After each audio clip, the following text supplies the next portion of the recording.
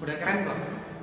Nah, kalau udah keren-keren gini, meskipun di rumah ibadahnya, nah tetap aja kita harus rapi. Nah, karena kita mau beribadah pada Tuhan. Oke, udah siap nih guys.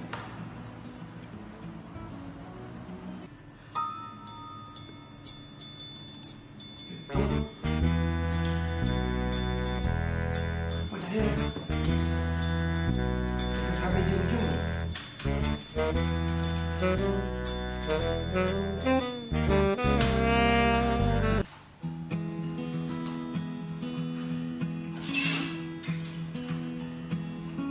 Saatnya ibadah. Saatnya ibadah. Oke. Oh iya, channel YouTube-nya apa ya? Oh iya, udah pasti dong ya, GKKB Jeruju. Oke, tinggal ketik aja GKKB Jeruju. Nah, ini dia nih. Oke. Nah, ini dia nih GKKB Jemaat Jeruju. Wah, ternyata belum aku subscribe ini. Oke deh, kalau gitu subscribe aja. Nah, ini dia nih. Oke.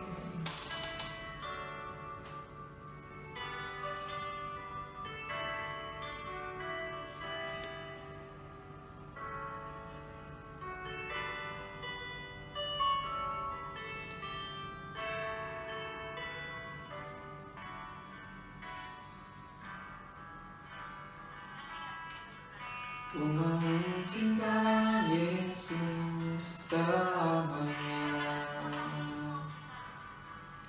Ku mau cinta Yesus selamanya. Meskipun badai silih berganti dalam hidupku, ku tetap cinta Yesus selamanya.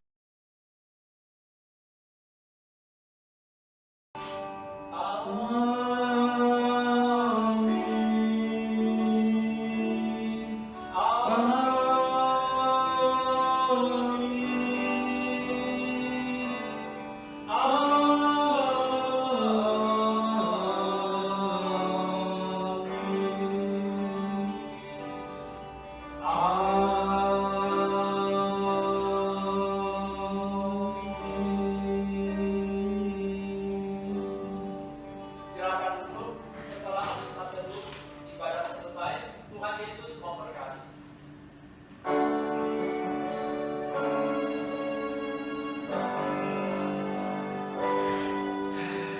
Akhirnya selesai.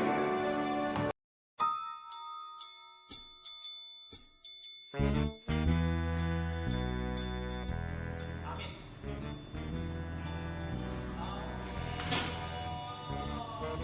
Mak, amin dah. Alamak, mati lah aku nih. Oke, sekian. Jemaat yang terkasih dalam Tuhan, jangan lupa hari Minggu kita tetap beribadah meskipun kita di rumah jam 9.30 di channel YouTube kita GKKB Jeruju.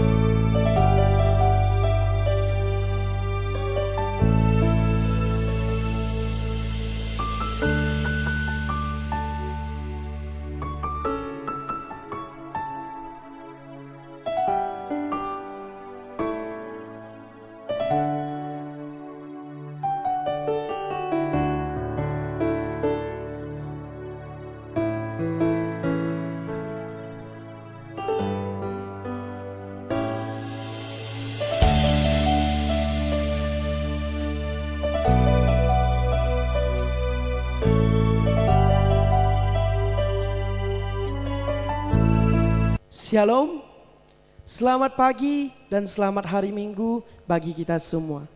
Bersyukur pada hari Kamis kemarin kita telah memperingati hari kenaikan Tuhan Yesus Kristus. Kita percaya bahwa Tuhan Yesus Kristus telah naik ke surga menyediakan tempat bagi kita orang-orang beriman. Ibadah pada pagi hari ini diselenggarakan atas nama Allah Bapa, Allah Putra, dan Allah Roh Kudus. Saat teduh kita mulai.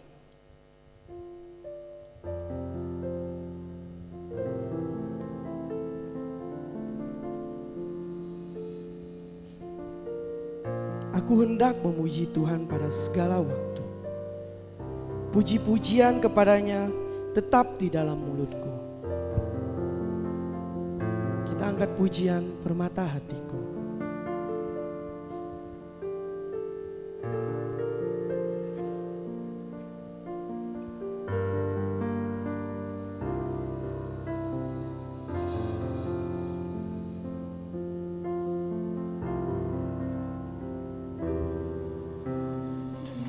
Segenap hati dan jiwaku, ku datang padamu dalam kerinduan. Kasih-Mu yang sanggup mengubahku dan menguatkanku dalam pengharapan. Yesus, Engkaulah permata hatiku. Dunia tak dapat menggantikan-Mu. Kemuliaan-Mu tercurah bagiku, menjadikanku indah dan semakin indah bagi-Mu. Kita angkat pujian ini sekali lagi dengan hati yang lebih bersyukur. Saya undang Bapak Ibu untuk bangkit berdiri. Dengan segenap hati dan jiwaku, ku datang padamu dalam kerinduan.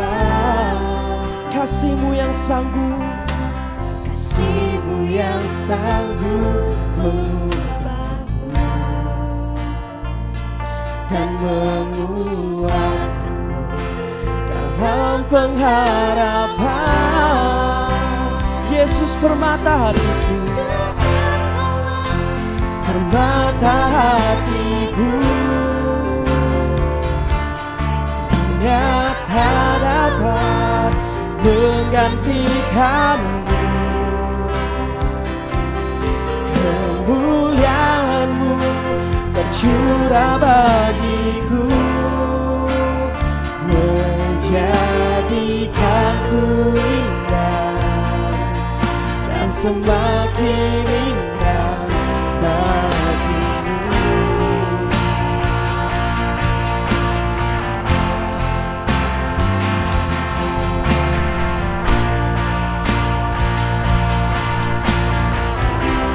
Yesus, Engkaulah permata hatiku. Yesus, Engkaulah permata hatiku. Dunia tak dapat menggantikan-Mu, Tuhan.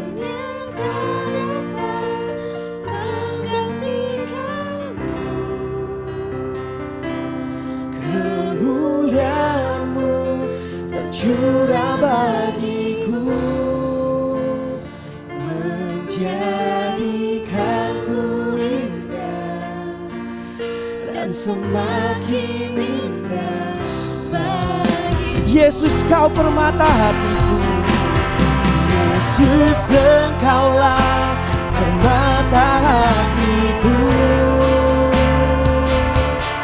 Dunia tak dapat menggantikan-Mu. Kemuliaan-Mu tercurah bagiku, menjadikanku indah dan semakin indah bagimu. Menjadikanku indah Jadikan ku indah dan semakin indah bagimu. Jadikan ku indah Tuhan, jadikan ku indah dan semakin indah bagimu.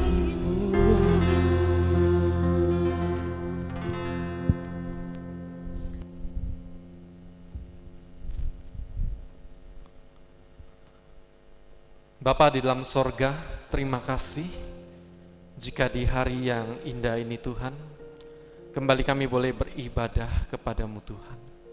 Kami bersyukur Tuhan, bahwa Engkau telah naik ke sorga Tuhan, untuk menyediakan tempat bagi kami, dan mencurahkan Roh Kudus bagi setiap orang-orang yang percaya kepadamu Tuhan.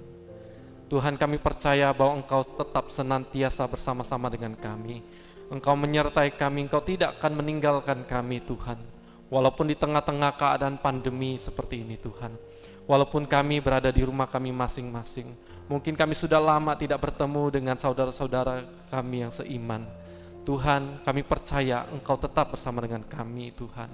Tuhan, tolonglah setiap kami Tuhan, dan kami menyerahkan akan keadaan bangsa kami ini ke dalam tangan-Mu, agar segala sesuatunya boleh lebih baik lagi Tuhan, agar kembali Tuhan ada pemulihan di Indonesia ini Tuhan. Angka orang-orang yang terkena COVID-19 semakin melandai. Tuhan, tolonglah bangsa kami Tuhan. Tuhan, tolonglah juga umat-Mu yang ada dimanapun mereka berada, agar tetap setia kepadamu Tuhan.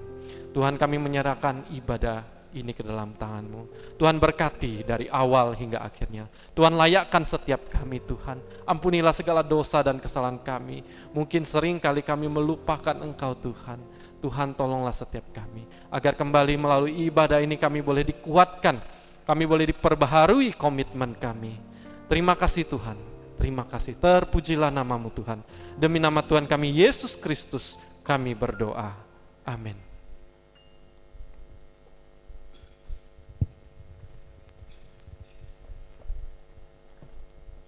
Kita masih tetap bangkit berdiri. Dengan seluruh umat beriman, kita akan melafalkan pengakuan iman rasuli. Pengakuan iman rasuli.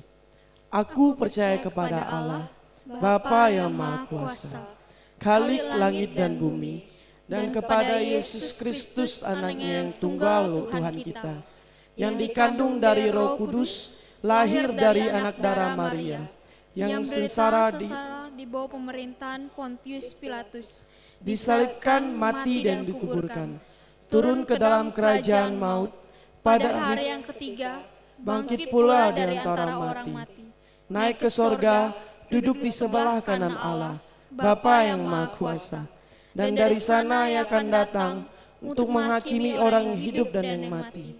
Aku percaya kepada Roh Kudus, gereja yang kudus dan am, persekutuan orang kudus, pengampunan dosa, kebangkitan tubuh, dan hidup yang kekal. Amin. Silakan duduk Bapak Ibu sekalian.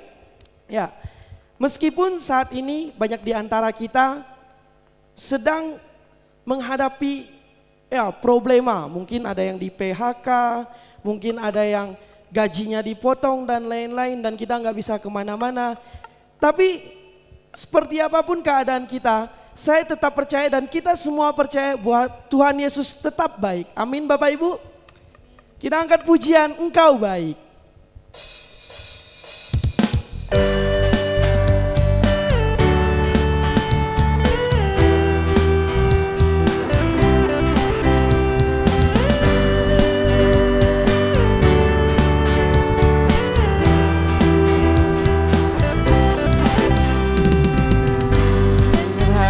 Bersyukur pasti hadiratmu, membawa pujian bagi-Mu Yesus. Ku memandang wajah-Mu bersuka di depan-Mu, sambil menceritakan kasih-Mu. Ku mengangkat tanganku, bersorak-sorai bagi kebaikan. Katakan Engkau baik. Engkau baik, sangat baik, kasih-Mu tak pernah berubah. Engkau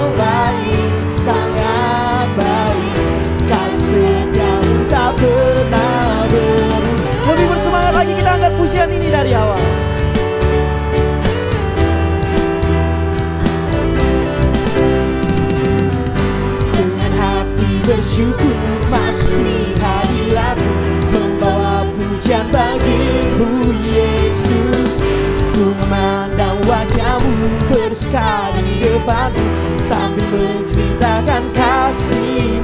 Angkat tangannya. Ku mengangkat tanganku, bersorak-sorai bagi kebaikan. Katakan engkau baik, engkau baik, sangat baik. Kasih setiamu tak pernah berubah. Engkau baik, sangat baik. Kasih setiamu tak pernah berubah. Engkau baik, sangat baik.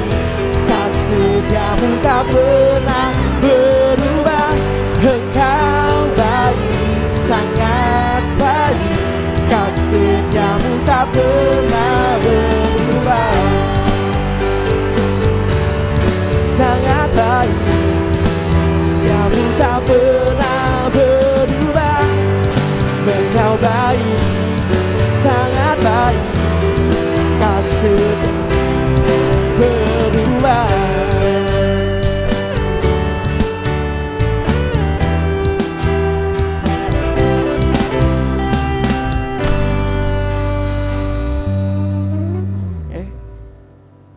Saat ini kita akan masuk ke pembacaan Alkitab kita. Kita buka di Yohanes pasal 16 ayat 4b sampai yang ke-15. Saya akan membacakannya untuk Bapak Ibu Saudara sekalian.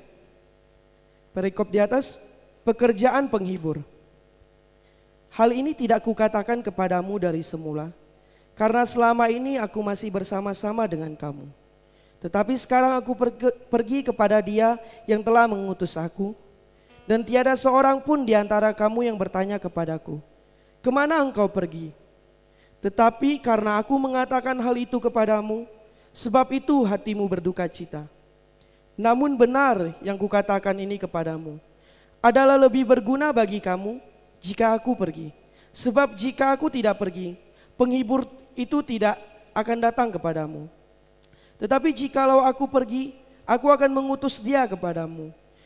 Dan kalau Ia datang, Ia akan menginsyafkan dunia akan dosa, kebenaran dan penghakiman akan dosa, karena mereka tetap tidak percaya kepadaku. Akan kebenaran, karena aku pergi kepada Bapa dan kamu tidak melihat aku lagi. Akan penghakiman, karena penguasa dunia ini telah dihukum. Masih banyak hal yang harus kukatakan kepadamu, tetapi sekarang kamu belum dapat menanggungnya. Tetapi apabila Ia datang, yaitu Roh kebenaran, Ia akan memimpin kamu ke dalam seluruh kebenaran. Sebab Ia tidak berkata-kata dari dirinya sendiri, tetapi segala sesuatu yang didengarnya, itulah yang akan dikatakannya, dan Ia akan memberitakan kepadamu hal-hal yang akan datang. Ia akan memuliakan aku, sebab Ia akan memberitakan kepadamu apa yang diterimanya daripadaku. Segala sesuatu yang Bapa punya adalah aku punya. Sebab itu aku berkata, Ia memberitakan kepadamu apa yang diterimanya kepadaku. Ya, pembacaan Alkitab kita sampai di sini. Sebentar lagi kita akan mendengarkan firman Tuhan. Namun sebelum kita mendengarkan firman Tuhan, kita nyanyikan Jejakmu Tuhan.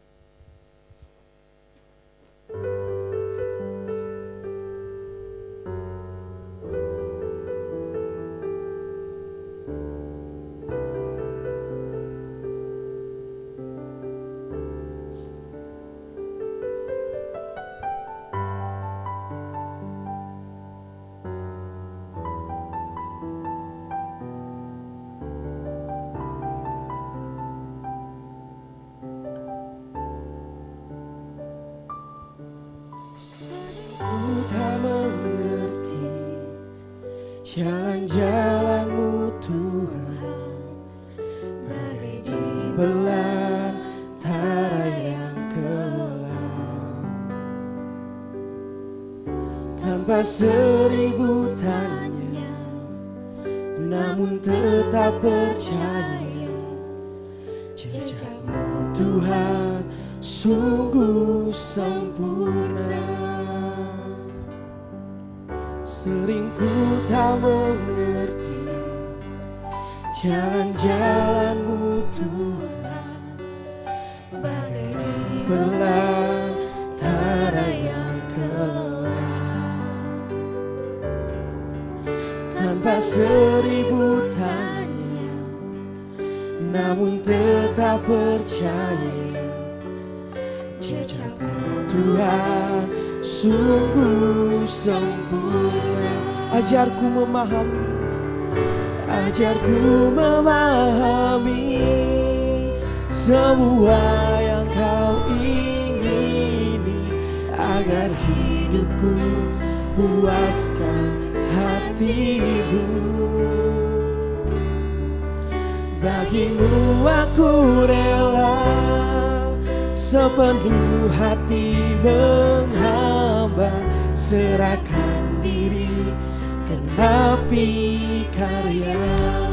Saya undang Bapak Ibu untuk bangkit berdiri, kita angkat pujian ini dari Allah.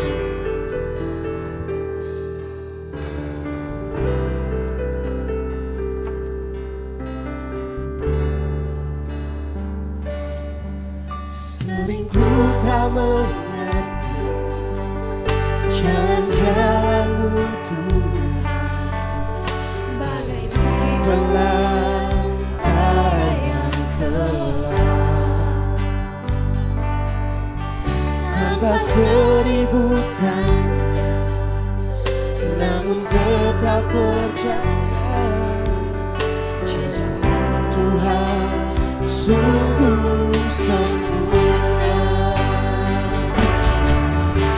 Ajarku memahami semua yang kau ingini, agar hidupku puaskan hatimu.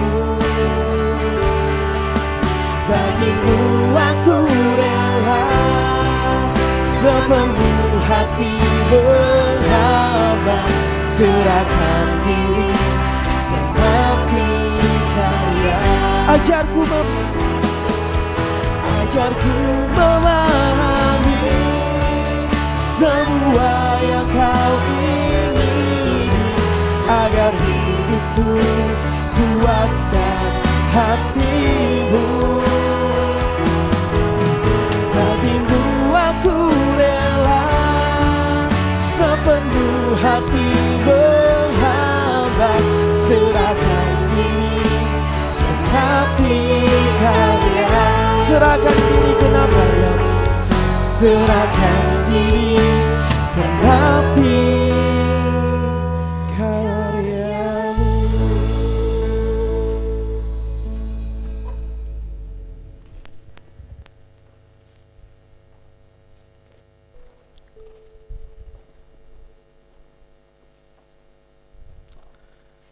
Ya, Shalom Bapak Ibu yang dikasihi oleh Tuhan.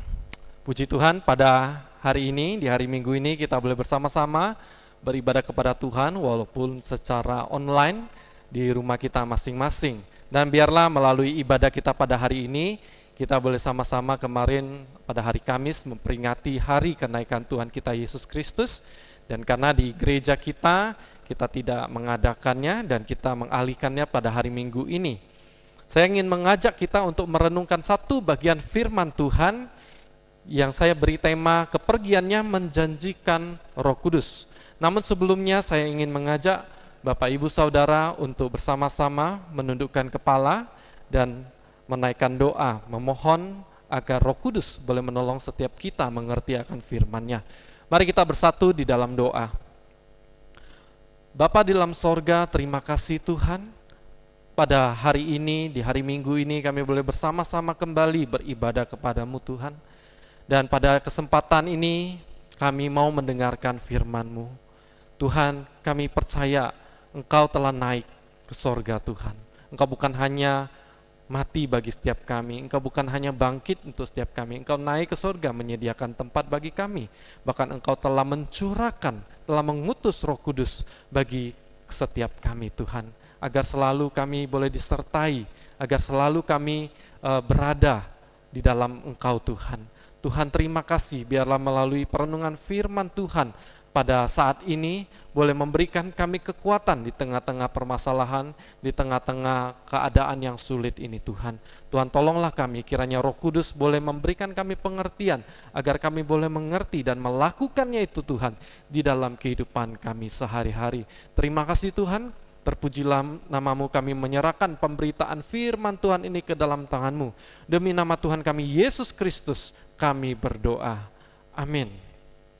Ya, Bapak Ibu Saudara, saya ulangi kembali tema kita pada hari ini, yaitu kepergiannya menjanjikan Roh Kudus, yang terambil dari Yohanes 16 ayat 4a sampai 15. Tadi sudah dibacakan oleh saudara kita Doni. Nah, saya akan masuk di dalam perenungan firman Tuhan ini. Nah, Bapak Ibu Saudara, pernahkah kita mengalami suatu pengalaman ditinggalkan oleh orang yang dikasihi? Saya pernah mengalami suatu pengalaman yang memang rasanya menyedihkan ketika ditinggalkan oleh seorang yang dikasihi. Ya tentunya bukan pacar ya, tapi kalau pacar sudah pasti ya. Nah, tapi saya dulu waktu SMP, saya pernah ada II saya datang dari luar negeri. Dia datang, dia cukup sayang sama saya, dia cukup perhatian sama saya. Waktu itu saya masih kecil gitu, saya diajak jalan ya. Dia suka bersama dengan saya, sehingga waktu dia mau pulang kembali ke Hong Kong, saya sedih sekali ya, tapi saya menyembunyikan itu. Dan ketika dia sudah pergi, saya masuk ke kamar, saya menangis. Kenapa? Karena saya berpikir kapan lagi ya bisa bertemu dengan II saya. Saya nggak tahu. Ya, pada zaman itu enggak punya handphone, enggak punya Instagram, WhatsApp dan sebagainya ya. Enggak bisa telepon, saya enggak tahu. Saya pikir, waduh, mungkin dia bisa datang 2 tahun lagi, 3 tahun lagi, saya enggak tahu. Waduh, saya rasa begitu lama. Perpisahan itu sungguh membuat hati saya itu begitu sedih. Saya percaya Bapak Ibu Saudara, ya tentu pernah merasakannya, yang namanya perpisahan. Bagi anak-anak muda pasti sering mengalaminya ya, saya percaya ya, apalagi ditinggalkan oleh pacar ya, ditinggalkan oleh orang yang dikasihi ya, betul ya. Nah, itu pasti sakit gitu ya, aduh sehari-hari berpikir ya, aduh kok sudah lama dia sudah berpisah dengan dia, terus tapi kepala terus terngiang-ngiang dengan orang yang kita kasih, sungguh tidak menyenangkan. Nah, pada masa pandemi ya, pada masa ini di mana COVID-19 ini ada juga cerita menyedihkan ya, saya mendengar ceritanya itu ya, mungkin Bapak Ibu juga bisa tahu cerita ini tentang seorang dokter muda bernama Michael Robert Marampe ya, saya takut salah nyebut nama ya, Michael Robert Marampe, pada usia 28 tahun ya. Nah, sebenarnya dokter ini pada bulan April kemarin ya, dia mau mengadakan pernikahan, tapi karena terjadi pandemi COVID-19 dan akhirnya dia juga sebagai dokter, dia harus menangani pasien COVID-19, akhirnya dia harus menunda, dia dengan pasangannya harus menunda pernikahannya ya pada bulan April, dan tidak tahu mau sampai kapan nanti baru diadakan pernikahan. Tapi ketika dokter muda itu melayani pasien yang terinfeksi COVID-19, dia waktu itu melayani satu pasien yang tidak mau mengaku bahwa dia itu terkena COVID-19. Nah, akhirnya dia pun terkena COVID-19 itu, dan dia harus dirawat di rumah sakit Polri Kramat Jati, Jakarta Timur. Akhirnya dia juga tidak bisa ketemu dengan kekasihnya, dia harus dikarantina. Lalu dia sempat ya, ketika dia masa-masa dia sakit, dia membuat lagu-lagu ya untuk kekasihnya, dia buat untuk nanti dipersembahkan ketika di hari pernikahannya. Nah, sungguh lagunya bagus gitu ya. Dia sempat live di IG, dia sempat tunjukkan itu kepada orang banyak juga. Namun sayang sekali, pada tanggal 25 April kemarin, Dokter Michael Robert Marampe ini menghembuskan nafas yang terakhir. Sungguh menyedihkan. Saya tidak tahu bagaimana perasaan daripada sang kekasih. Pasti sangat-sangat sedih karena ditinggalkan oleh orang yang dikasihi. Dan mereka pacaran bukan 1 tahun 2 tahun. Mereka sudah pacaran 8 tahun lamanya. Bisa bayangkan, sudah mau menikah tapi ditunda, dan akhirnya kekasihnya harus dipanggil oleh Tuhan. Saya rasa ini suatu pengalaman yang sangat menyedihkan. Bapak Ibu, kisah ini mungkin bisa saja pernah terjadi dalam hidup kita. Kita juga pernah mengalami yang namanya perpisahan. Ada pepatah mengatakan ada pertemuan maka pasti ada perpisahan ya. Biasa kita kalau ketemu dengan orang gitu ya, bisa saja nanti kita akan mengalami suatu perpisahan. Nah, hal ini juga yang dialami oleh murid-murid Yesus ketika Yesus hendak naik ke sorga. Bisa dibayangkan Bapak Ibu Saudara, murid-murid yang selama ini 3 tahun setengah hidup bersama dengan Yesus, tinggal bersama dengan Yesus, makan minum, suka duka bersama dengan Tuhan Yesus. Maka pada kesempatan akhirnya Yesus pun harus meninggalkan murid-muridnya. Nah Bapak Ibu, kalau hari ini kita berpisah ya mungkin ada sanak keluarga kita atau orang yang kita kasih itu ada di tempat yang jauh, kita masih bisa mengaksesnya, masih bisa menghubungi mereka dengan telepon, WhatsApp, ya Instagram, Facebook dan sebagainya. Tapi di zaman murid-murid tidak ada. Ketika Yesus naik ke sorga, sudah hilang, tidak bisa lihat lagi. Tentu saja perasaan itu kalau kita menjadi murid-murid Yesus, saya percaya kita juga akan mengalami yang namanya kesedihan. Bayangkan sudah 3 tahun bersama dengan Tuhan Yesus. Ya, dia mati sampai menunggu dia bangkit kembali, 40 hari kemudian dia pergi. Nah, Bapak Ibu, hal inilah yang terjadi. Yesus mengatakan jauh-jauh sebelumnya, sebelum Yesus naik ke surga, Yesus sudah mengatakan di Yohanes 16 yang tadi kita baca. Ya, saya akan membacakan ulang di ayat 4b sampai yang ke-6. Hal ini tidak kukatakan kepadamu dari semula, karena selama ini aku masih bersama-sama dengan kamu. Tetapi sekarang aku pergi kepada Dia yang telah mengutus aku, dan tiada seorang pun di antara kamu yang bertanya kepadaku, kemana engkau pergi? Tetapi karena aku mengatakan hal itu kepadamu, sebab itu hatimu berduka cita. Jadi Yesus telah mengatakan itu kepada murid-murid, engkau akan berduka cita. Ya, pertama ketika Yesus ditangkap dan disalibkan, murid-murid tercerai-berai. Murid-murid Yesus mengalami kesedihan yang luar biasa. Kenapa? Karena murid-murid Yesus menganggap Yesus Mesias, mengapa dia harus mati? Mengapa Yesus harus meninggalkan mereka? Tetapi setelah Yesus bangkit, mereka disegarkan lagi, mereka diberikan pengharapan lagi, mereka diberikan sukacita lagi. Setelah itu 40 hari kemudian, Yesus harus meninggalkan murid-muridnya juga. Dia harus naik ke surga. Maka daripada itu, murid-murid berduka cita. Tetapi mengapa Yesus harus pergi? Kenapa Yesus harus naik ke surga? Apa alasannya? Mengapa tidak Yesus tinggal di dalam dunia ini untuk selama-lamanya, Bapak Ibu? Bukankah kalau Yesus terus-menerus ada di dalam dunia ini, setidaknya ya, jika kita sakit, kita bisa datang kepada Tuhan Yesus, kita minta langsung, Tuhan sembuhkan saya. Ya, mungkin kalau sekarang terjadi pandemi COVID-19, kita datang sama Tuhan Yesus langsung. Tuhan, tolong selesaikan ya, seperti Engkau mengatakan, ya diamlah, tenanglah badai, maka badai itu tenang. Pasti Tuhan Yesus juga akan mengatakan, tenanglah corona, maka pasti semuanya akan tenang, bukan? Mengapa Yesus tidak tinggal diam bersama-sama dengan kita? Nah, Bapak Ibu Saudara, ada banyak penafsiran ya. Saya coba ingin membayangkan jika Yesus ada di dalam dunia ini sampai saat ini, apa yang terjadi? Saya percaya Yesus akan dijadikan raja.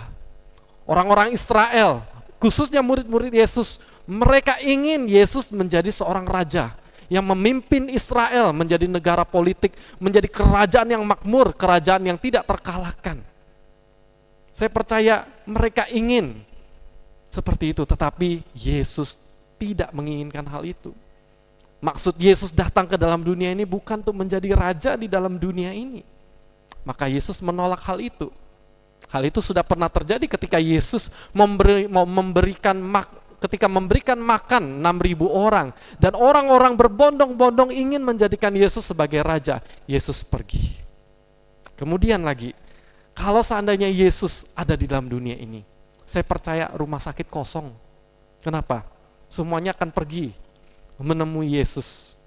Ya, lalu menemui Yesus di Israel, beli tiket mahal-mahal 20 juta, 25 juta ya, untuk cari Tuhan Yesus ya supaya disembuhkan.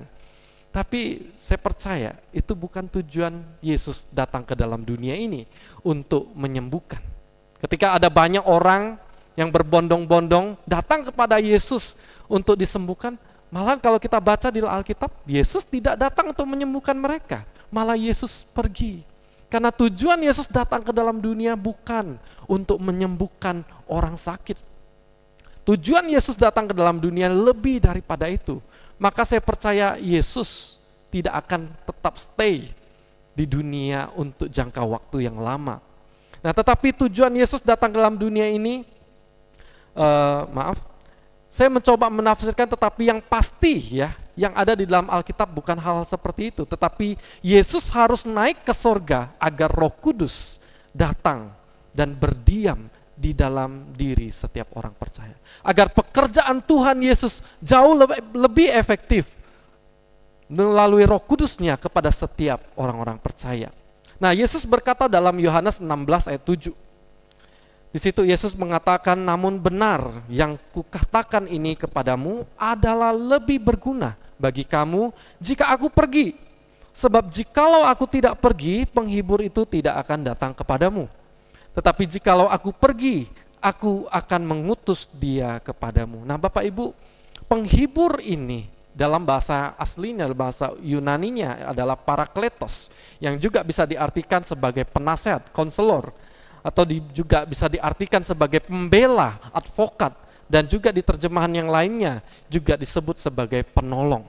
Nah, penghibur ini atau parakletos ini adalah roh kebenaran, yaitu Roh Allah sendiri, Roh Kudus yang kita kenal saat ini. Nah, Bapak Ibu, jika Yesus ada di dalam dunia ini, apa yang akan terjadi? Maka pekerjaan Tuhan Yesus akan terbatas untuk dilakukan.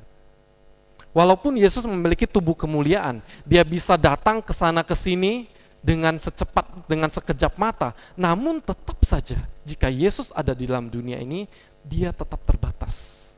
Mengapa? Karena Yesus memiliki tubuh fisik, ketika dia ada di tempat ini, belum tentu dia ada di tempat yang lain.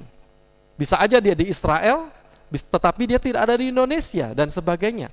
Nah, ini adalah satu keterbatasan. Maka daripada itu Yesus harus naik ke surga dan mengutus Roh Kudus yang tidak terbatas untuk membuat pekerjaannya menjadi lebih efektif. Nah, disinilah pekerjaannya menjadi tidak terbatas. Oleh sebab itu, Yesus mengutus pribadinya yang ketiga, yaitu Roh Kudus. Dengan datangnya Roh Kudus kepada setiap orang percaya, maka pekerjaan Tuhan menjadi semakin lebih efektif. Jika Yesus hanya ada di dalam dunia, maka pekerjaannya itu hanya bergantung kepada Yesus. Bagaimana dengan murid-muridnya? Murid-muridnya tidak dapat melakukan pekerjaan yang sama dengan yang Yesus lakukan jika Roh Kudus tidak datang dan berdiam diri di dalam hidup murid-murid. Murid-murid tidak akan mengalami perubahan. Murid-murid tidak mempunyai keberanian seperti yang kita baca di dalam firman Tuhan. Tetapi karena Roh Kuduslah yang membuat murid-murid menjadi pemberani, dapat memberitakan Injil kemanapun mereka berada.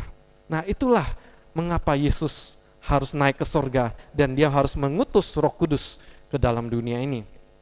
Ketika Roh Kudus dicurahkan kepada setiap orang percaya, maka setiap orang percaya akan melakukan pekerjaan Tuhan yang jauh lebih luas. Bahkan kehadiran Yesus akan lebih nyata ketika dia naik ke sorga. Mengapa saya katakan demikian? Jika Yesus misalnya contoh ada di Israel, ya, bagaimana? Kita harus cari tiket, bukan? Kita yang di Indonesia akan cari tiket untuk pergi ke Israel. Ya, berapa besar biayanya ya? Dan kalau kita mengalami permasalahan, Yesus ada di Israel. Aduh, kayaknya dia enggak tahu deh permasalahan saya. Jadinya terbatas, bukan Bapak Ibu? Tetapi ketika Yesus naik ke sorga, Roh Kudusnya dicurahkan, diutus, maka ia tinggal beserta dengan kita. Bahkan ketika Yesus naik ke sorga, kita lebih merasakan kehadiran Yesus lebih nyata di dalam hidup kita.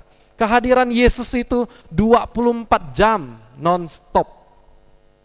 Kalau Yesus ada dalam dunia ini, kita mungkin tidak akan merasakan kehadirannya. Tetapi ketika dia mengutus rohnya, kita bisa merasakan rohnya yang berdiam di dalam diri kita. Rohnya itu 24 jam non-stop tinggal diam di dalam diri kita. Bukankah ini jauh lebih nyata Bapak Ibu? Ketika kita bisa berdoa kepadanya, kita bisa berbicara kepada Tuhan tanpa perlu dibatasi oleh ruang dan waktu. Kita bisa berbicara kepada Tuhan, kepada Yesus kita, kapan saja dan di mana saja.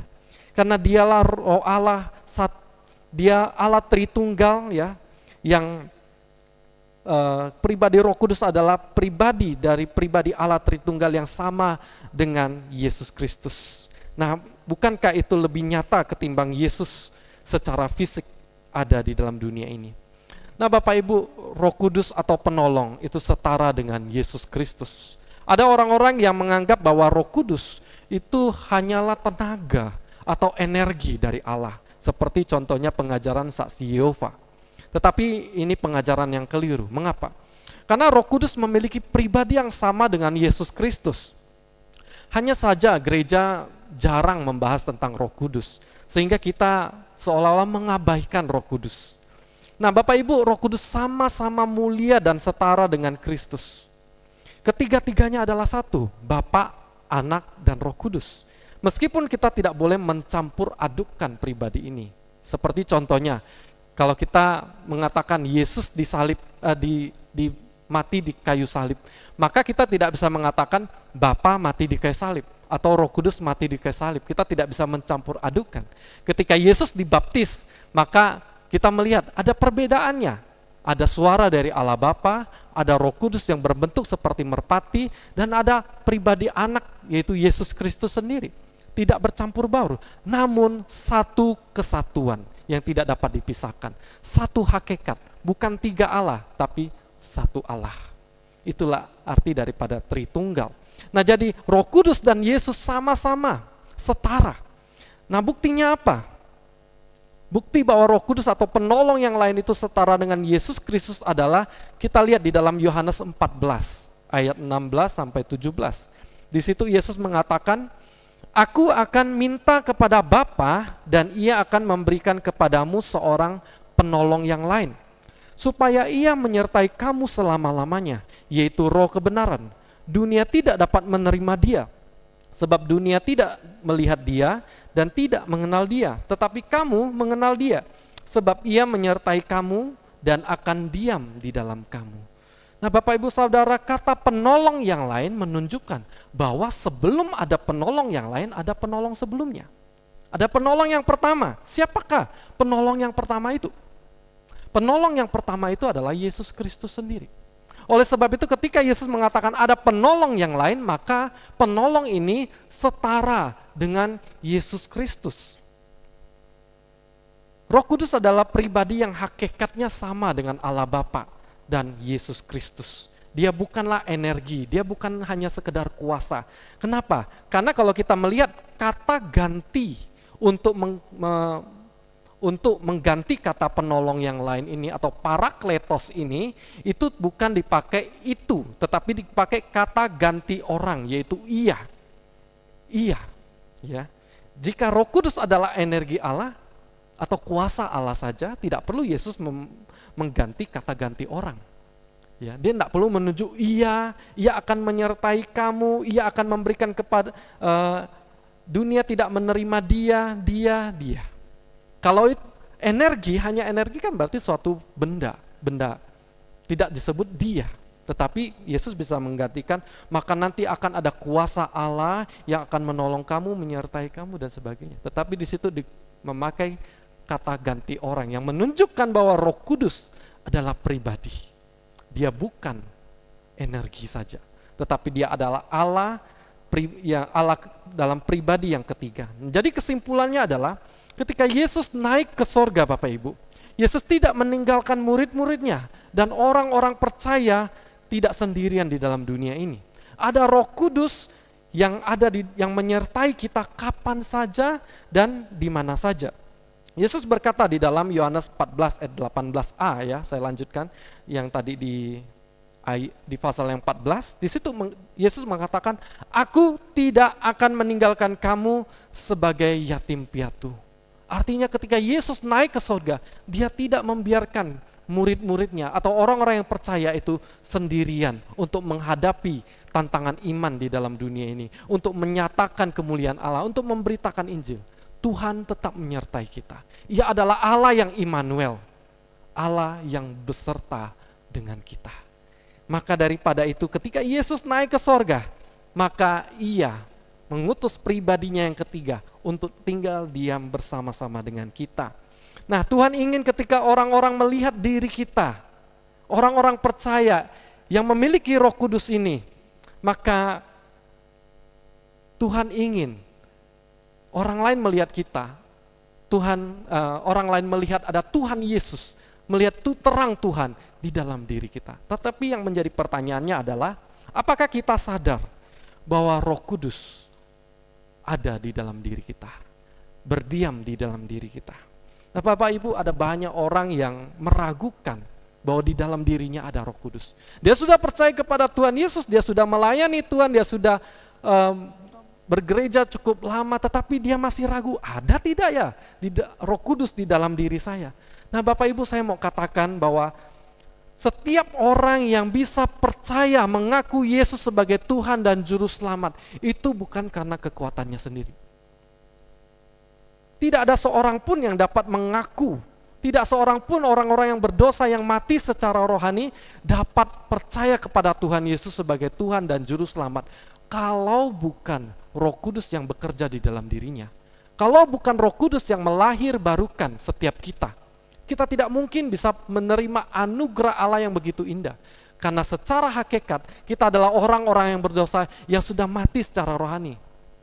Bagaimana orang mati dapat merespon sesuatu? Bapak Ibu kalau ketemu dengan orang mati, Bapak Ibu kasih makan, apakah mereka bisa makan? Apakah kita kasih uang 100.000, 10 lembar, apakah dia bisa lalu bangun gitu mengambil uang kita? Bisa? Tentu tidak bisa. Kalau itu terjadi siap-siap kabur ya. Nah, tetapi orang yang sudah mati, Bapak Ibu, tidak akan bisa merespon. Demikian juga kerohanian kita mati, kita tidak dapat merespon anugerah Allah yang begitu indah kalau bukan Roh Kudus yang bekerja di dalam hidup kita, menghidupkan kerohanian kita sehingga kita dapat menerima anugerah menerima anugerah keselamatan itu. Namun Bapak Ibu, tidak berhenti sampai di situ saja. Kehadiran Roh Kudus di dalam diri kita bukan hanya memberikan jaminan untuk kita diselamatkan, tetapi menuntun kita menjadi pribadi yang serupa dengan Yesus Kristus.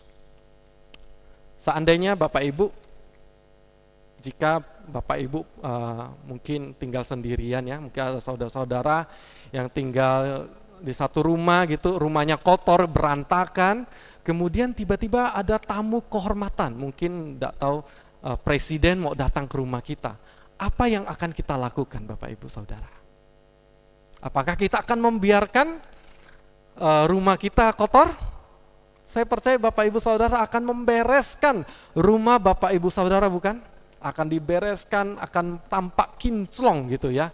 Semuanya dibersihkan, sampah-sampah, semua barang-barang yang ronsokan, itu semuanya dibuang ya. Karena ada tamu kehormatan yang datang di rumah kita. Nah, tetapi yang terjadi kalau orang tamu kehormatan itu pulang, apa yang terjadi? Kembali lagi, bukan? Ya, kotor lagi ya. Tetapi apa yang terjadi kalau seandainya tamu kehormatan ini ya tinggal di dalam rumah kita selama 1 bulan? Apa yang akan kita lakukan? Pasti kita akan setiap hari rumah kita akan bersih, bukan? Betul? Setiap hari rumah kita akan bersih. Demikian juga Roh Kudus adalah seperti tamu kehormatan. Bahkan jauh lebih daripada itu, dia adalah Roh Allah. Dia adalah Allah itu sendiri yang tinggal di dalam diri kita. Di dalam diri kita yang adalah baitnya, adalah rumahnya. Bagaimana tidak kita harus membersihkan hidup kita. Kita harus mengubah perilaku kita. Harus mengubah hidup kita menjadi lebih baik. Karena kita tahu ada tamu kehormatan yang tinggal diam di dalam diri kita. Bukankah itu yang harus kita sadarkan? Tapi seringkali ada banyak orang yang tidak sadar bahwa ada Allah tinggal di dalam diri kita. Dia bertata di dalam diri kita, tetapi kita mengabaikan kehadirannya. Sehingga tidak heran kita menjadi orang-orang Kristen yang tidak pernah berubah. Ketika kita bersosial, ketika kita bermasyarakat, orang-orang tidak melihat kita sebagai orang-orang yang membawa kasih Tuhan Yesus.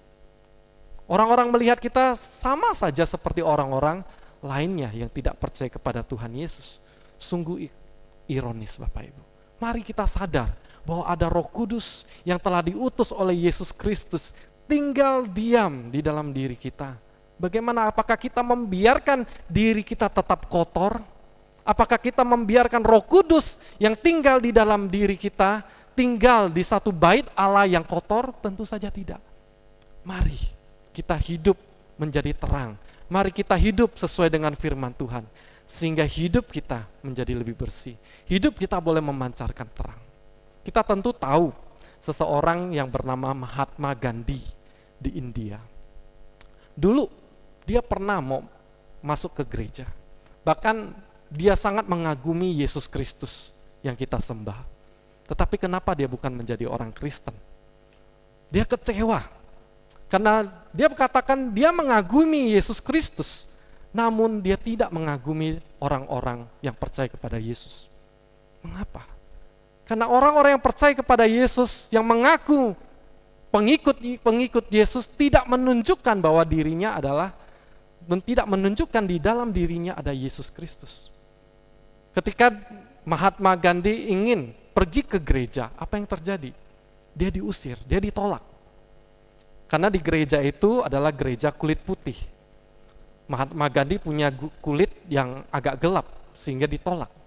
Saat itu dia merasakan, kok gereja seperti ini ya? Kok gereja melakukan diskriminasi? Bukankah gereja, orang-orang percaya harusnya menyatakan kasih? Mana kasih daripada Yesus Kristus? Tidak ada. Mahatma Gandhi kecewa. Akhirnya sama sekali sampai akhir hidupnya dia tidak percaya dia tidak menjadi orang Kristen. Karena dia kecewa melihat orang-orang Kristen. Marilah setiap kita, jangan kita menjadi orang-orang Kristen tetapi tidak menunjukkan bahwa ada Kristus di dalam hidup kita. Bicara semaunya, bertindak semaunya, tidak ada perubahan, tidak ada perbedaannya dengan orang-orang yang ada di dalam dunia. Kita berbisnis sama kotornya dengan orang-orang yang tidak percaya lainnya. Kita melakukan hal-hal yang tidak ada jauh bedanya dengan orang lain. Apakah orang lain bisa melihat Yesus Kristus ada di dalam diri kita? Tentu tidak. Mari kita hidup boleh dipimpin oleh Roh Kudus melalui firman-Nya. Nah, inilah yang menjadi tugas daripada Parakletos atau penolong tersebut, yaitu Roh Kudus.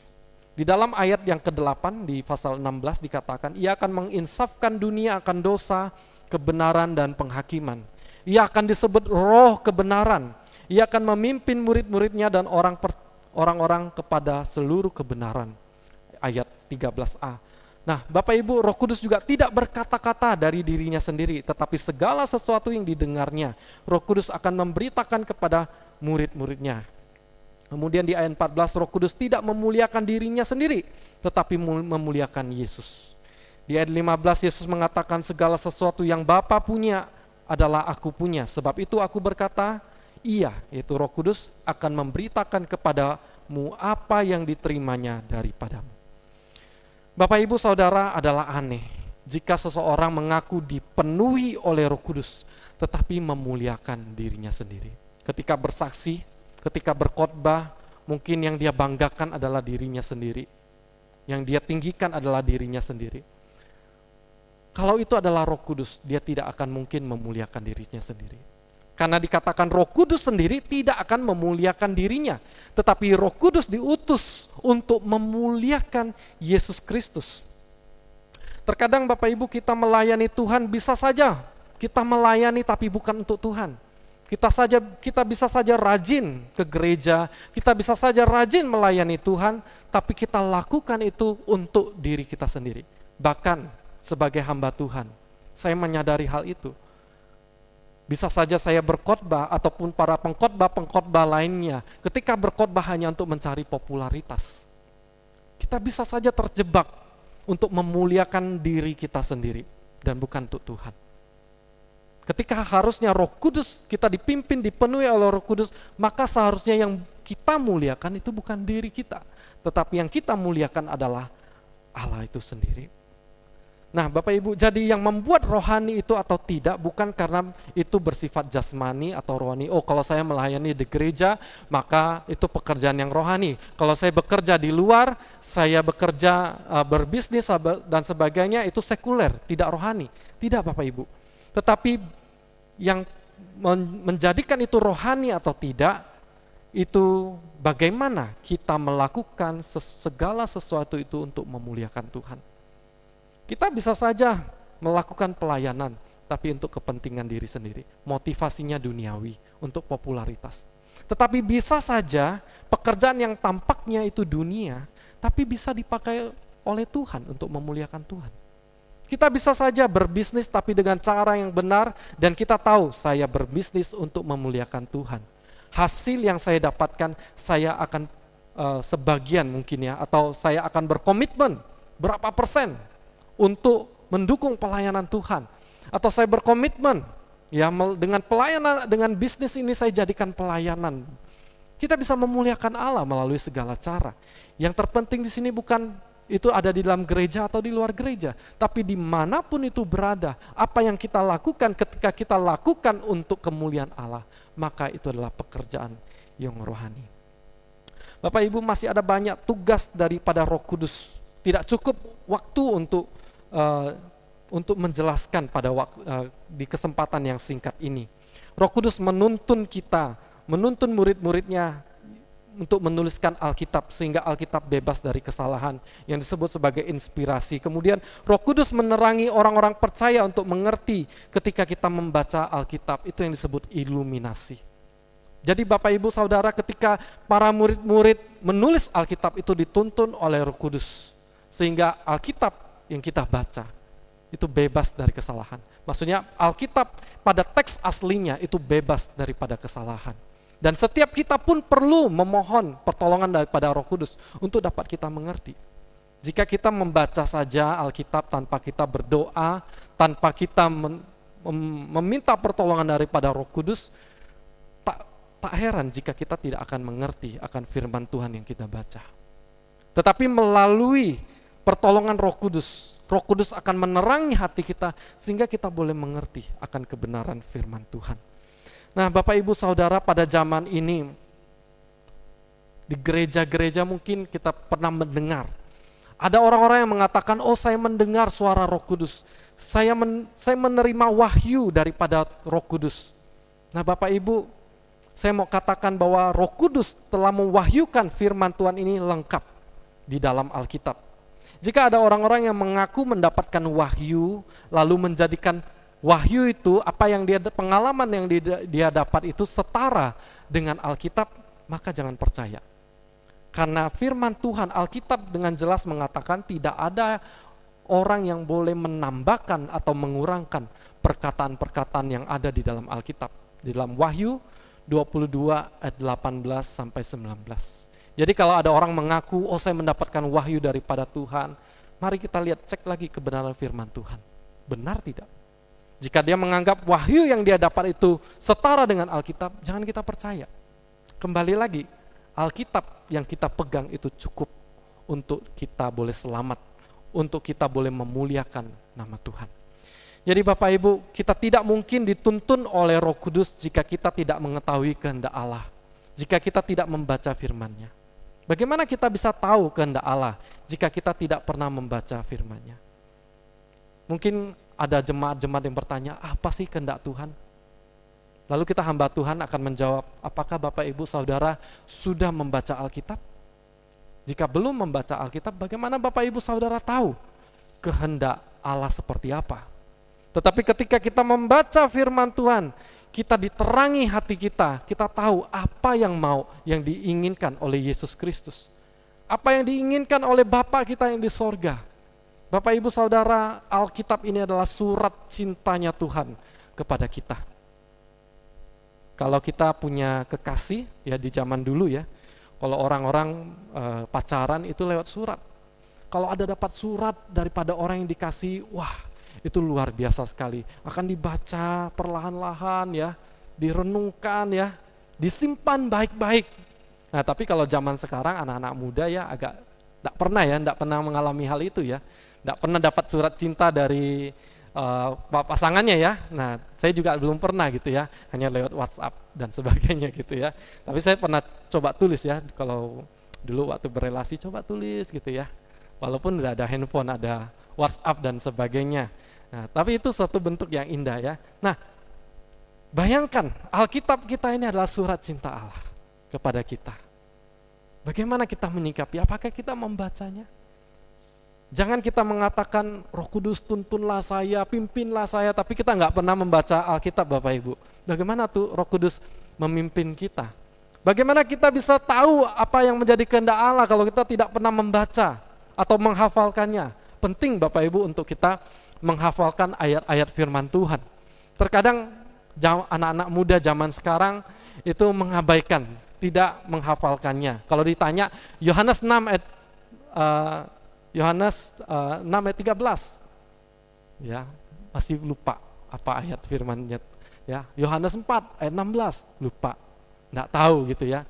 Tapi ketika kita boleh menghafalkan ayat-ayat firman tersebut, biasanya ketika ada suatu permasalahan, saya diingatkan lagi akan firman Tuhan ini. Nah, bagaimana Roh Kudus bekerja kalau kita tidak membaca firman-Nya? Adalah penting sekali kita untuk membaca firman-Nya. Dan dengan firman-Nya, Roh Kudus akan memimpin kita untuk menjadi serupa dengan Yesus Kristus. Dengan demikian juga orang-orang akan merasakan kehadiran Yesus Kristus di dalam diri kita. Inilah makna dari kenaikan Yesus Kristus, agar setiap orang percaya menghadirkan pribadi Yesus Kristus dalam segala hal.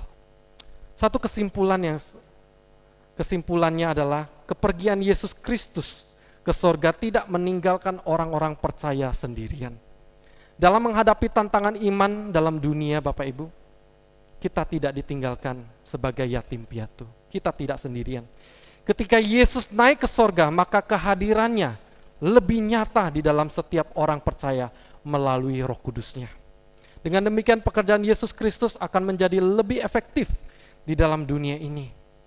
Ia mau memakai setiap kita, orang-orang yang percaya, yang sudah diselamatkan untuk menjadi terang di dalam dunia yang gelap ini. Baik melalui perilaku kita, tindakan kita, dan perkataan kita. Kehadiran Yesus Kristus sekarang ada di mana saja. Ketika setiap orang percaya mau dipimpin, mau dipenuhi oleh Roh Kudus. Untuk menyatakan kasih Kristus kepada siapapun juga. Bapak Ibu, di masa-masa pandemi seperti ini, kita mungkin berpikir sudah lama orang-orang Kristen sudah tidak ke gereja. Gereja sudah kosong sekian lama. Hampir 2 bulan kita tidak bergereja. Tetapi sadarkah Bapak Ibu Saudara, melalui pandemi, melalui krisis ini Bapak Ibu, kita beribadah di rumah kita masing-masing. Gereja bukan hanya di sini, bukan di tempat ini saja, tetapi sekarang gereja dihadirkan di rumah Bapak Ibu sekalian. Gereja ada di rumah-rumah orang-orang percaya lainnya. Roh Kudus ada dimanapun, di dalam keluarga Bapak Ibu Saudara. Biarlah melalui perenungan firman Tuhan ini Bapak Ibu, biarlah melalui apa yang telah Tuhan nyatakan, bahwa di setiap diri kita ada Roh Kudus. Mari kita menjadi terang Kristus bagi keluarga kita di masa-masa pandemi ini. Kita menghadirkan Tuhan di dalam keluarga kita. Kita menghadirkan kasih Tuhan Yesus Kristus di dalam rumah kita. Inilah makna dari kenaikan Yesus Kristus. Yesus bukan hanya mati dan bangkit, Ia telah naik ke sorga, mengutus penolongnya, mengutus penghibur, Parakletos, untuk menyertai setiap orang percaya. Kelak Yesus Kristus akan datang untuk kedua kalinya. Apakah kita telah siap untuk menyambut kedatangannya kedua kalinya? Biarlah firman Tuhan ini boleh memberikan kita kekuatan dan penghiburan di tengah-tengah pandemi ini. Di tengah kita boleh merayakan hari kenaikan Tuhan Yesus Kristus. Kita boleh diteguhkan kembali bahwa Roh Kudus ada di dalam diri kita. Allah senantiasa menyertai kita. Allah tidak pernah meninggalkan kita di dalam masa-masa yang sulit sekalipun. Biarlah kita boleh dikuatkan. Tuhan Yesus memberkati. Mari sama-sama saya mengajak kita untuk menundukkan kepala di hadapan Tuhan untuk berdoa. Bapa dalam sorga, terima kasih untuk firman-Mu. Tuhan, kami bersyukur bahwa Yesus Kristus memang harus naik ke sorga agar Roh Kudus-Nya dicurahkan kepada setiap orang-orang percaya. Sehingga kami boleh disertai, kami tidak merasa sendiri Tuhan.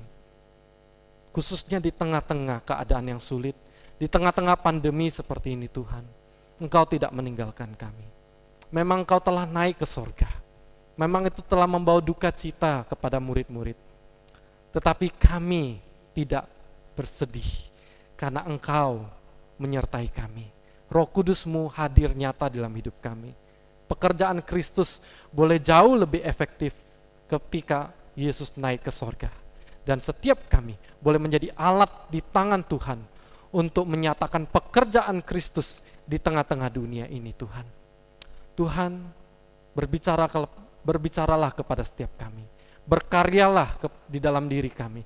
Pimpinlah kami Tuhan, agar kami boleh menyatakan terang-Mu dimanapun kami berada Tuhan. Terima kasih Tuhan, biarlah firman Tuhan ini boleh menguatkan kami dan mengingatkan kami bahwa ada Roh Kudus di dalam setiap hati kami Tuhan. Terima kasih Tuhan, inilah doa kami, demi nama Tuhan kami Yesus Kristus, kami berdoa. Amin. Saya menyerahkan kembali kepada liturgis.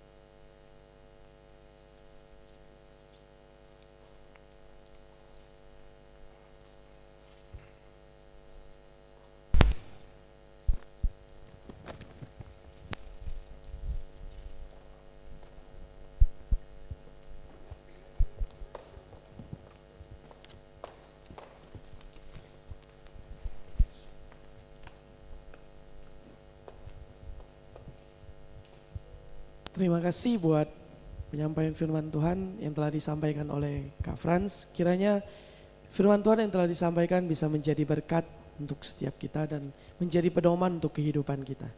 Untuk meresponi firman Tuhan, kita angkat pujian sambil menjalankan persembahan, kita angkat pujian Betapa Hatiku.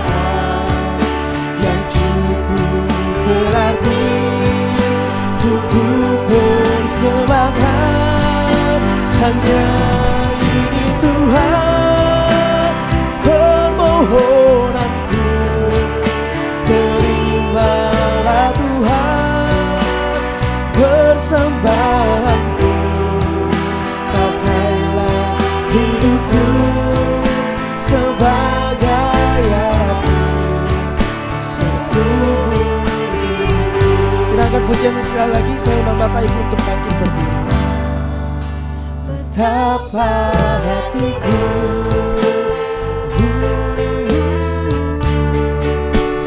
terima kasih Yesus, mengasihiku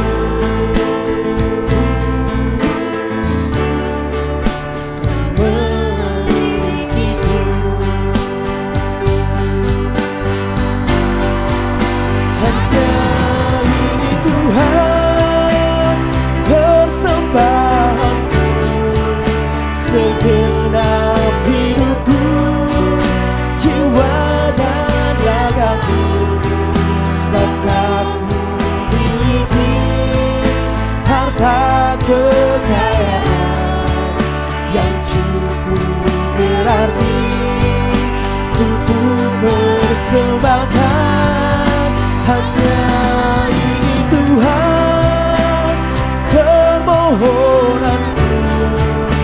Terimalah Tuhan persembahanku, pakailah hidupku sebagai alatmu seumur hidupku.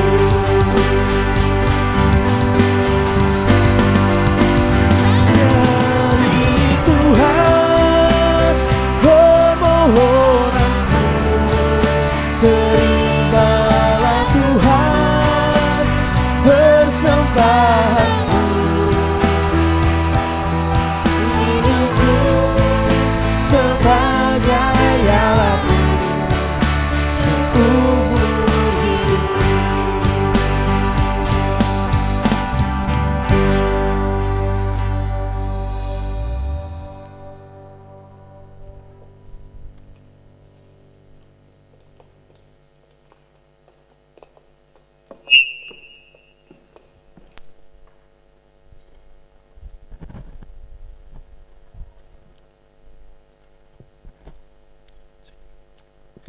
Ya, Shalom Bapak Ibu Saudara yang dikasihi oleh Tuhan. Pada kesempatan ini kita akan sama-sama untuk berdoa untuk mengucap syukur atas persembahan yang telah kita berikan. Mari sama-sama kita berdoa. Bapa dalam sorga, terima kasih untuk persembahan yang boleh kami lakukan Tuhan. Tuhan, walaupun di mana kami berada, biarlah kami boleh diberikan komitmen untuk kami boleh memberikan persembahan yang terbaik kepadamu ya Tuhan. Karena Engkau telah melindungi kami, Engkau telah memberkati setiap kami Tuhan. Tuhan, tolonglah setiap kami dalam masa-masa yang susah ini Tuhan, agar kami tetap di dalam penyertaan-Mu Tuhan. Tuhan, kami bersyukur untuk segala sesuatunya. Biarlah hidup kami pun kami boleh persembahkan kepadamu Tuhan. Tuhan, tolonglah setiap kami. Kami berdoa Tuhan untuk pada kesempatan yang saat ini kami mau berdoa untuk setiap jemaat yang berulang tahun pada minggu ini. Ada Ibu Jilin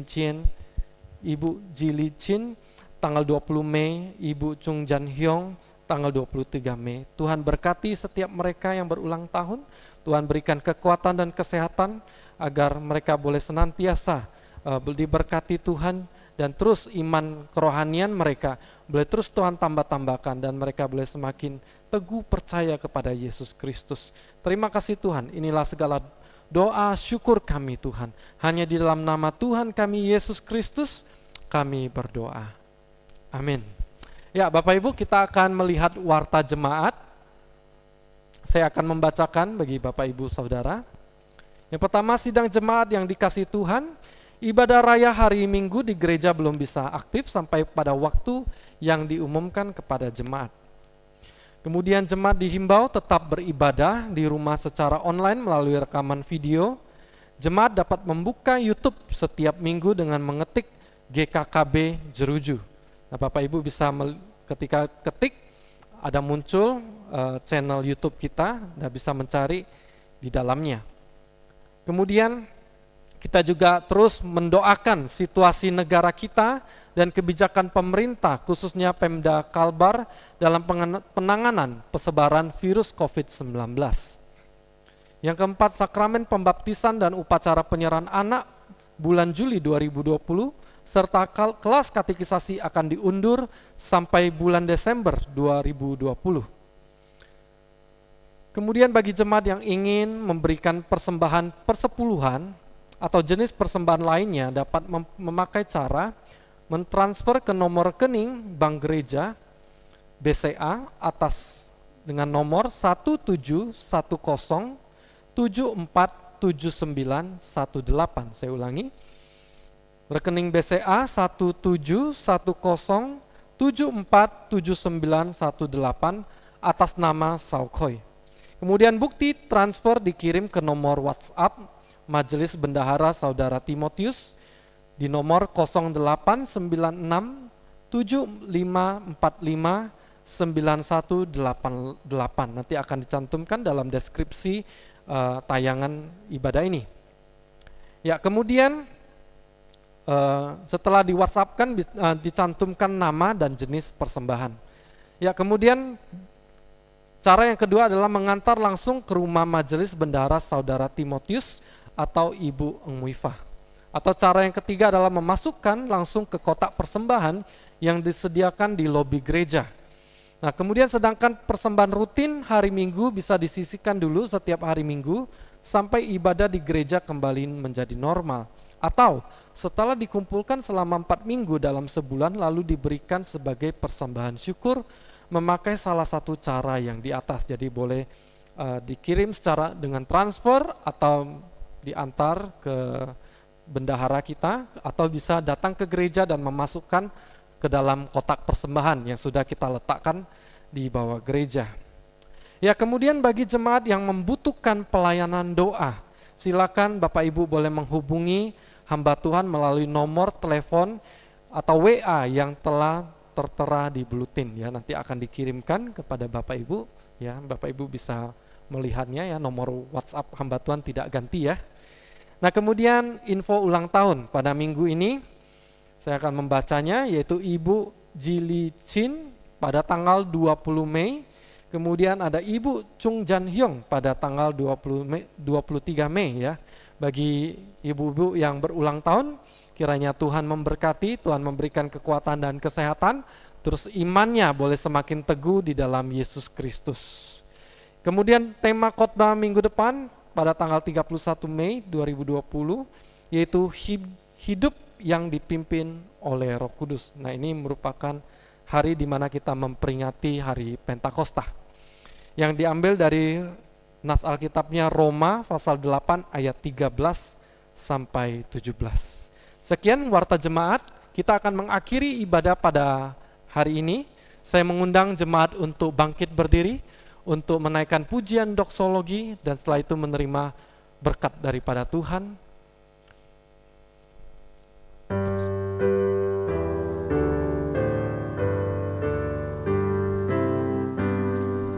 Puji Allah Bapa Putra, puji Allah Roh Kudus, ketiganya yang esa.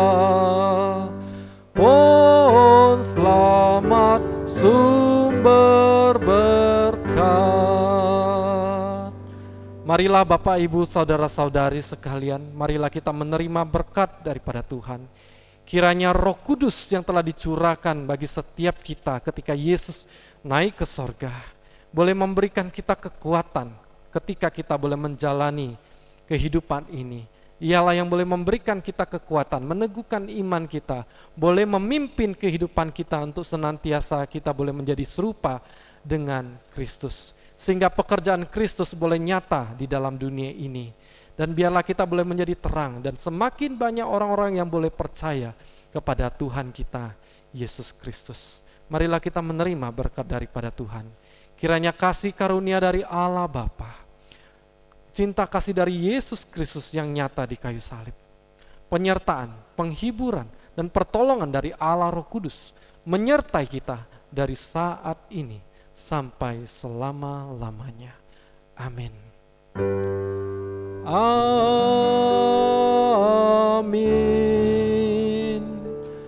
Amin.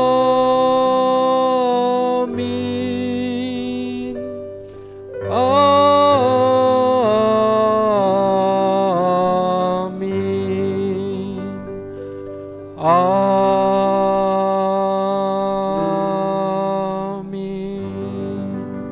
Jemaat dipersilakan duduk kembali dan mengambil saat teduh, dan setelah saat teduh kebaktian selesai, Tuhan Yesus memberkati.